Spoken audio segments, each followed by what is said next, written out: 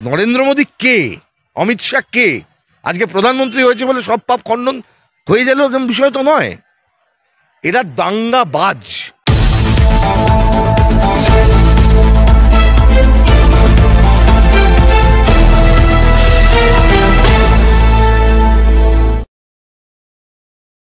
আজকে 6ই ডিসেম্বর, আজকে যদি আমরা এটা সম্পর্কে মনে না করি যে আমাদের দেশের ধর্মনিরপেক্ষতা আজকে আক্রান্ত, তাহলে আমরা আগামী দিনে কোথায় যাবো সেটাই প্রশ্নের সামনে চলে আসবে।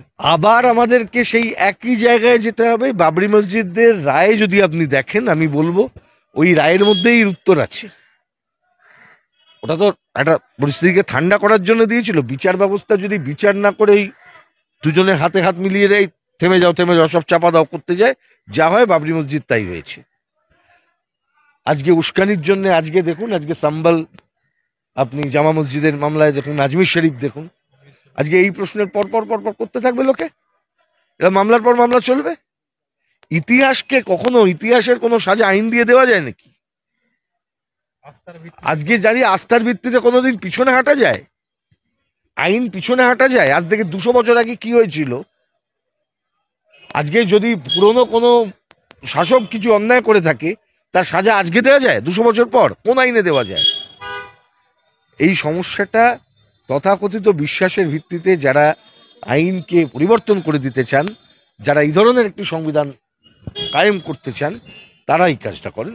আবার বলছি যে এটা কোনোদিন দেশকে এগোতে পারে না। দেশকে যদি এগোতে হয়, দেশে কাজ, কর্ম, বেকারির জ্বালা, খাদ্য, বস্ত্র, বাসস্থান, শিক্ষা, তার রাজনীতি করতে হবে। কোনটা মুসলমানের অধিকার, কোনটা হিন্দুর অধিকার, কোনটা খ্রিস্টানের অধিকার, এই নিয়ে মারামারি করলে দেশ যেদিকে যাবার সেদিকেই যাচ্ছে। করবেন না তো। আপনি বলুন না, আজকে দাঁড়িয়ে ভারতের প্রধানমন্ত্রী রাজনৈতিক রাইজ কোথা থেকে হয়েছে? গুজরাটের সংখ্যালঘু হত্যা করার পর।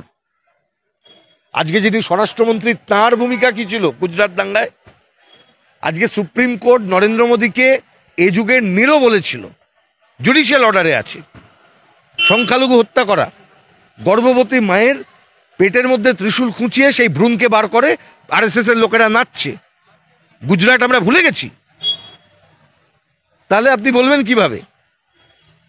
নরেন্দ্র মোদী কে, অমিত শাহ কে? আজকে প্রধানমন্ত্রী হয়েছে বলে সব পাপ খণ্ডন হয়ে গেল, এরকম বিষয় তো নয়।